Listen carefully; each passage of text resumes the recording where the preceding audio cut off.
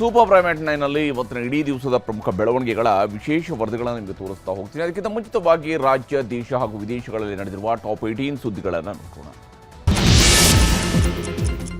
Metro ದರ ಏರಿಕೆ ಟೆನ್ಷನ್ನಲ್ಲಿದ್ದ ಪ್ರಯಾಣಿಕರಿಗೆ ಸಿಹಿ ಸುದ್ದಿ ಸಿಕ್ಕಿದೆ. ಸೋಮವಾರದಿಂದ ಪರಿಷ್ಕರಣೆ ಆಗಬೇಕಾಗಿದ್ದ ಮೆಟ್ರೋ ದರ ಏರಿಕೆಗೆ ಬ್ರೇಕ್ ಬಿದ್ದಿದೆ. ಈ ಬಗ್ಗೆ ಬೆಂಗಳೂರು ದಕ್ಷಿಣ ಸಂಸದ ತೇಜಸ್ವಿ ಸೂರ್ಯ ಮಾಹಿತಿ ನೀಡಿದ್ದಾರೆ.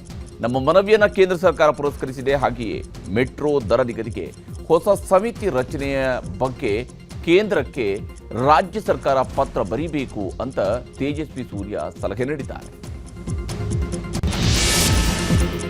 ಬೀದರ್ನ ಪಾಪನಾಶ ದೇವಸ್ಥಾನದ ಜೀರ್ಣೋದ್ಧಾರ ಕಾಮಗಾರಿಗೆ ಚಾಲನೆ ನೀಡುವ ವೇಳೆ ಭಾರೀ ಹೈಡ್ರಾಮಾ ನಡೆದಿದೆ.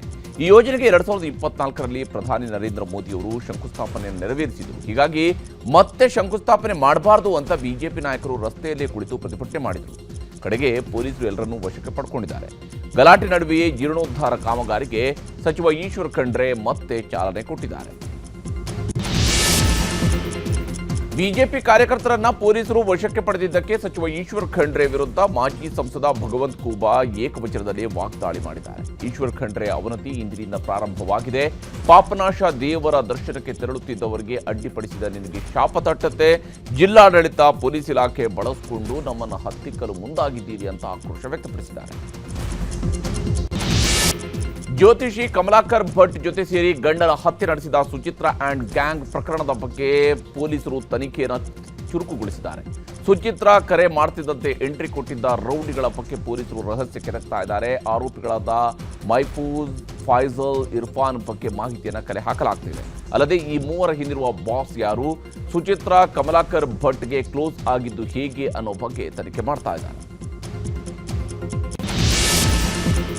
ಇನ್ನು ಕೊಲೆ ಪ್ರಕರಣದಲ್ಲಿ ಅರೆಸ್ಟ್ ಆಗಿರುವ ಕಮಲಾಕರ್ ಭಟ್ ರಹಸ್ಯಗಳು ಬಗೆದಷ್ಟು ಬಯಲಾಗ್ತಾ ಇವೆ. ಕಮಲಾಕರ್ ಭಟ್ 2005ರ ಮೊದಲು ಹಳ್ಳಿಗಳಲ್ಲಿ ಕಡಲೆಪುರಿ ಮತ್ತು ವೀಳ್ಯದೆಲೆ ಮಾರಾಟ ಮಾಡ್ತಾ ಇದ್ರಂತೆ. ಇದ್ದಕ್ಕಿದ್ದಂತೆ 2005ರಲ್ಲಿ ಊರಿನಿಂದ ನಾಪತ್ತೆಯಾಗಿದ್ದಂತಹ ವ್ಯಕ್ತಿ ಬಳಿಕ ಜ್ಯೋತಿಷಿಯಾಗಿ ಊರಿಗೆ ಬಂದಿದ್ರು ಅಂತ ತನಿಖೆಯಲ್ಲಿ ಗೊತ್ತಾಗಿದೆ ಕೊಟ್ಟಿದ್ದಾರೆ. ಉಡುಪಿ ಶ್ರೀಕೃಷ್ಣ ಮಠಕ್ಕೆ ವಿಶ್ವಕಪ್ ಗೆದ್ದ ಅಂಧ ಮಹಿಳೆಯರ ಕ್ರಿಕೆಟ್ ಟೀಮ್ ಭೇಟಿ ನೀಡಿತು. ಕನಕನ ಕಿಂಡಿಯ ಮೂಲಕ ಕೃಷ್ಣ ದೇವರಿಗೆ ಕೈ ಮುಗಿದು ಪ್ರಾರ್ಥನೆ ಸಲ್ಲಿಸಿದರು. ಬಳಿಕ ವಿಶ್ವಕಪ್ ಗೆದ್ದ ಅಂಧರ ಕ್ರಿಕೆಟ್ ತಂಡಕ್ಕೆ ಶಿರೂರು ಪರ್ಯಾಯ ಮಠದ ವೇದವರ್ಧನ ತೀರ್ಥರು ಸನ್ಮಾನಿಸಿ ಅಭಿನಂದಿಸಿದರು.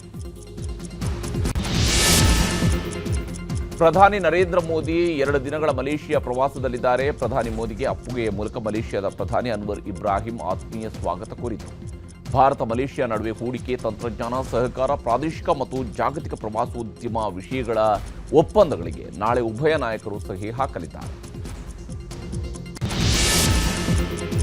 ಕೇರಳ ಚುನಾವಣೆ ಹತ್ತಿರವಾಗ್ತಿದ್ದಂತೆ ಶಬರಿಮಲೆ ಚಿನ್ನಾಭರಣ ಕಳ್ಳತನ ಪ್ರಕರಣದಲ್ಲಿ ಹೋರಾಟಕ್ಕಿಳಿಯಲು ಬಿಜೆಪಿ ಮುಂದಾಗಿದೆ. ನ್ಯಾಯ ಒದಗಿಸುವುದಕ್ಕಾಗಿ ಬಿಜೆಪಿ ಸಂಪೂರ್ಣ ಹೋರಾಟ ನಡೆಸಲಿದೆ ಎಂದು ಬಿಜೆಪಿಯ ರಾಷ್ಟ್ರೀಯ ಅಧ್ಯಕ್ಷ ನಿತಿನ್ ನಬೀನ್ ಹೇಳಿದ್ದಾರೆ. ಕೇರಳ ಪ್ರವಾಸದಲ್ಲಿರುವ ಅವರು ಹಲವು ಐತಿಹಾಸಿಕ ದೇಗುಲಗಳಿಗೆ ಭೇಟಿ ನೀಡಿ ವಿಶೇಷ ಪ್ರಾರ್ಥನೆ ಸಲ್ಲಿಸಿದರು.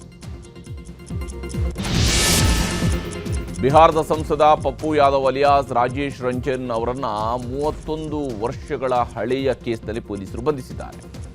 ವಂಚನೆಯ ಮೂಲಕ ಮನೆ ಬಾಡಿಗೆಗೆ ಪಡೆದ ಆರೋಪದಲ್ಲಿ 1995ರಲ್ಲಿ ಪ್ರಕರಣ ದಾಖಲಾಗಿತ್ತು. ಕೋರ್ಟ್ ವಿಚಾರಣೆಗೆ ಗೈರಾಗಿದ್ದರಿಂದ ಪೊಲೀಸರು ಬಂಧಿಸಿದ್ದಾರೆ. ಪಪ್ಪು ಯಾದವ್ ಅವರ ಬಂಧನವನ್ನು ಖಂಡಿಸಿರುವ ರಾಹುಲ್ ಗಾಂಧಿ ಸೇಡಿನ ಕೃತ್ಯ ಎಂದು ಹೇಳಿದ್ದಾರೆ. ಮಣಿಪುರದಲ್ಲಿ ಹಿಂಸಾಚಾರ ಮತ್ತೆ ಭುಗಿಲೆದಿದೆ. ಚುರಾಚಂದ್ಪುರ ಜಿಲ್ಲೆಯಲ್ಲಿ ಕುಕಿ ಬುಡಕಟ್ಟು ಸಮುದಾಯ ಪ್ರತಿಭಟನೆ ಮಾಡ್ತಾ ಇವೆ. ಸಮುದಾಯದ ಶಾಸಕ ನೆಮ್ಚಾ ಬಿಜೆಪಿ ಸರ್ಕಾರದಲ್ಲಿ ಉಪಮುಖ್ಯಮಂತ್ರಿಯಾಗಿ ಸೇರ್ಪಡೆಗೊಂಡಿದ್ದನ್ನು ವಿರೋಧಿಸಿ ಕುಕಿ ಸಮುದಾಯ ಭಾರೀ ಪ್ರತಿಭಟನೆ ಮಾಡ್ತಾ ಇದೆ. ಉತ್ತರ ಪ್ರದೇಶದ ಯಮುನಾ ಎಕ್ಸ್ಪ್ರೆಸ್ ವೇನಲ್ಲಿ ಭೀಕರ ಅಪಘಾತ ಸಂಭವಿಸಿ 6 ಜನ ಸಾವಿಗೀಡಾಗಿದ್ದಾರೆ. ಮಥುರಾ ಬಳಿ ಶೌಚಾಲಯಕ್ಕಾಗಿ ಹೆದ್ದಾರಿ ಪಕ್ಕದಲ್ಲಿ ಖಾಸಗಿ ಬಸ್ ನಿಲ್ಲಿಸಿ ಕೆಳಗಿಳಿದಿದ್ರು. ಆಗ ಹಿಂದಿನಿಂದ ಬಂದ ಕಂಟೈನರ್ ಬಸ್ಗೆ ಡಿಕ್ಕಿ ಹೊಡೆದಿದೆ. ಪರಿಣಾಮ 6 ಜನ ಸ್ಥಳದಲ್ಲಿ ಮೃತಪಟ್ಟಿದ್ದು 8ಕ್ಕೂ ಹೆಚ್ಚು ಜನರಿಗೆ ಆಸ್ಪತ್ರೆಯಲ್ಲಿ ಚಿಕಿತ್ಸೆ ನೀಡಲಾಗ್ತಾ ಇದೆ. ಅಮೆರಿಕದ ಮಾಜಿ ಅಧ್ಯಕ್ಷ ಬರಾಕ್ ಒಬಾಮಾ ಮತ್ತು ಅವರ ಪತ್ನಿ ಮಿಶೆಲ್ ವಿರುದ್ಧ ಡೊನಾಲ್ಡ್ ಟ್ರಂಪ್ ಜನಾಂಗೀಯ ನಿಂದನೆ ಪೋಸ್ಟ್ ಮಾಡಿದರು. ಒಬಾಮಾ ದಂಪತಿಯನ್ನ ಮಂಗಗಳಂತೆ ಚಿತ್ರಿಸಿರುವ ಎಐ ವಿಡಿಯೋ ಹಂಚಿಕೊಂಡಿದ್ರು. ಇದಕ್ಕೆ ತೀವ್ರ ವಿರೋಧ ವ್ಯಕ್ತವಾಗ್ತಾ ಇರೋದರ ಬೆನ್ನಲ್ಲೇ ಪೋಸ್ಟ್ ಡಿಲೀಟ್ ಮಾಡಿದ್ದಾರೆ. ಆಫ್ರಿಕಾದ ಸುಡಾನ್ನಲ್ಲಿ ಯುದ್ಧದ ಭೀತಿ ಎದುರಾಗಿದೆ. ಹೀಗಾಗಿ ಸಾವಿರಾರು ಜನ ದೇಶ ಬಿಟ್ಟು ಹೋಗ್ತಾ ಇದ್ದಾರೆ. ಆದರೆ ದೇಶ ತೊರೆಯುತ್ತಿದ್ದ ವಾಹನಗಳ ಮೇಲೆ ಅರಸೇನಾ ಪಡೆ ಡ್ರೋನ್ ದಾಳಿ ನಡೆಸಿದೆ. ಈ ದಾಳಿಯಲ್ಲಿ 8 ಮಕ್ಕಳು ಸೇರಿದಂತೆ 24 ಮಂದಿ ಸಾವಿಗೀಡಾಗಿದ್ದಾರೆ. ಮಾನವ ಹಕ್ಕುಗಳ ಸಂಘಟನೆಗಳು ಕೂಡಲೇ ರಕ್ಷಣೆಗೆ ಬರಬೇಕು ಅಂತ ವೈದ್ಯರ ತಂಡ ಮನವಿ ಮಾಡಿದೆ.